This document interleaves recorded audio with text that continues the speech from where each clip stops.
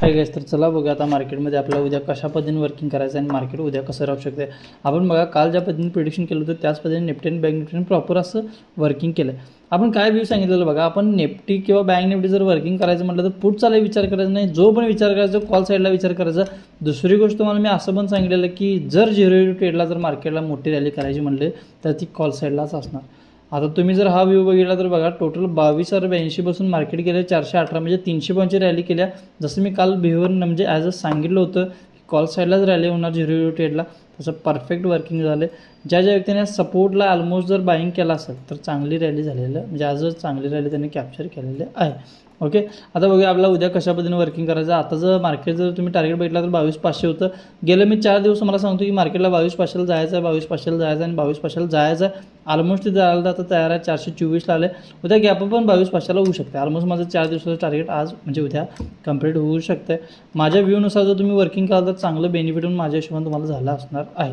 Okay, आता बघा आपल्याला जर समजा उद्या फ्लॅट ओपन जर झालं तर ह्या झोनच्या वरती कॉलला चांगली रॅली मिळू शकते किंवा कॉल साईडला एकदम मोठी पण दिसून येऊ शकते. म्हणजे 400 आणि 520च्या ह्याच्यावरती पण तुम्हाला दिसून येऊ शकते. पण फर्स्ट टार्गेट हे राहील, ह्याच्यावरती आपल्याला कमीत कमी फर्स्ट टार्गेट 521 आणि 578 आपलं फर्स्ट टार्गेट राहणार आहे. पुढला जर मार्केटला वर्किंग करायचं म्हणलं तर 475 ही एक जरासं लेवल सेलिंगची आहे, प्लस ही पण जरासं लेवल सेलिंगची आहे. मार्केट ऑलमोस्ट बघा तिथून जरासं डाऊन पण आलं आहे. डाऊन म्हणजे इथं पण येऊ शकते आणि या दरम्यान जर स्टेबल झाला तर इथं तुम्ही कॉलला पण परत बसू शकता. ओके, त्यानंतर आपण बघूया बँक निफ्टीमध्ये कशा पद्धतीने वर्किंग करायचं आणि बँक निफ्टी कसं राहू शकते. बँक निफ्टीतून बघा आपला व्ह्यू जो होता ऑलमोस्ट त्या व्ह्यूनुसार वर्किंग केलं आहे.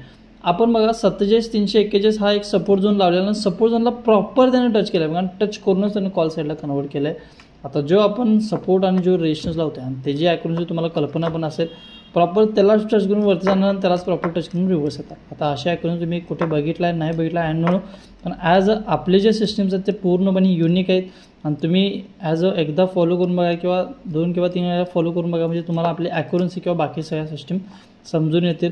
हेतूनच बरोबर मार्केटनं कॉल साईडला कन्वर्ट केला. बरं हेतूनच आपल्याला पुटला पण त्यानं टार्गेट अचीव करून दिला. 2दा रॅली ऑलमोस्ट पुट साईडला झाल्या आणि चांगल्या पद्धतीने वर्किंग केलं. आपण बघा इथं कुठेही कॉलला मेन्शन केलं नाही, इथं कॉलला मेन्शन केलं. जो पण विभाग की इथून पुटला जाईल पुटला परफेक्टली टार्गेटला तुम्हाला डन केलं आहे.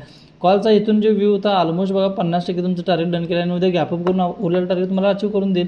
काय हरकत नाही. निफ्टीमध्ये पण उद्या 500ला गॅपअप होऊ शकते आणि ह्याला पण उद्या गॅपअप ओपन होऊ शकते.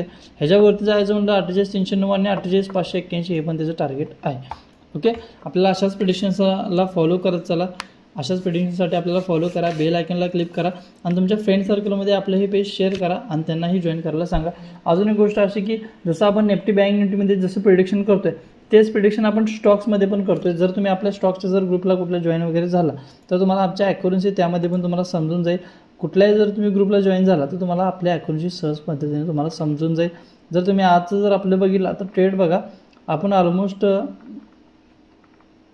3 ट्रेड दिलं होतं स्टॉक्समध्ये. त्या 3 स्टॉक्स दिलं होतं. 3 स्टॉक्स परफेक्टली आणि त्याच पद्धतीने त्यांनी व्ह्यू केला आहे. पहिला स्टॉक्स होता बघा टाटा मोटर्स, त्याचं ऑलमोस्ट आपण 10 रुपयाला बाईंग दिली होती. 70 रुपये त्यानं 20 पैशाचा हाय केला. ऑलमोस्ट 7 रुपये वाढलं. एक लॉट 1400 क्वांटिटीज होता. 10,260 रुपीज पर लॉटला तुमचं प्रॉफिट होते फक्त ह्या एका स्टॉक्समध्ये. अजून बरेच आपण स्टॉक्स दिले होते, इथं 2 दाखवतात. टाटा मोटर्स नंतर अजून एक आपला एक सिम्पला कायदा दिला होता बघा, बजाज ऑटो पण बघितला तर बजाज ऑटो पण परफेक्टली वर्किंग केला आहे. अडाणी पोर्टचं पण त्यानं फर्स्ट टार्गेट आपला अचीव केलं. अडाणी पोर्टमध्ये पण चांगली मुवमेंट झाली. टाटा मोटर जर तुम्ही जर ग्राफ बघितला तर टाटा मोटर्सनं पण चांगली वर्किंग केली. मागाशी तुम्हाला दाखवला तो सिम्पला पण तुम्ही जर बघितला तर सिम्पलामध्ये पण चांगली मुवमेंट झाली आहे डाऊन साईडला. हिरो मोटोको जर असं सस्टेन झालं नाही या साईडला, त्यामुळं आपण बाईंगला हा सांगितला ॲज अ दिला होता. पण आपल्या ग्रुपवर जर तुम्ही मेन ग्रुपला असा तर तिथं मी बाईंग करू नका म्हणून सरळ व्ह्यू सांगितला होता. BPCLला पण त्या झोनच्या वरती केलं नाही, त्यामुळे ह्याच्यात पण आपला ट्रेड परफेक्टली झाला नाही. अडाणी पोर्टचा टार्गेट तुम्हाला टार्गेट अचीव करून दिलेला आहे. ओके, हे जे व्ह्यू असेल म्हणजे ॲज अ जे स्टॉक्समध्ये आपण जे व्ह्यूनुसार वर्किंग करतो आहे, आपण कुठं बसायला पाहिजे, कुठल्या साईडला स्टॉक्समध्ये बसायला पाहिजे, ह्या सगळ्या गोष्टी आपल्या टेलिग्राम चॅनलला येऊन जातात. टेलिग्राम लिंकची लिंक आपण आपल्या बायोमध्ये दिलेली आहे, तर सगळ्यांनी जॉईन करा फास्ट. आणि ह्याचा ऑलमोस्ट आपली सर्व्हिस फ्रीच आहे. तुम्हाला त्यामध्ये जो ट्रेड दिला त्याच्या हिशोबाने फॉलो करून बघा, तुम्हाला बेनिफिट 100 आणि 100% आसपास म्हणजे ॲज अ होऊन तर जाईल. Okay, thank you.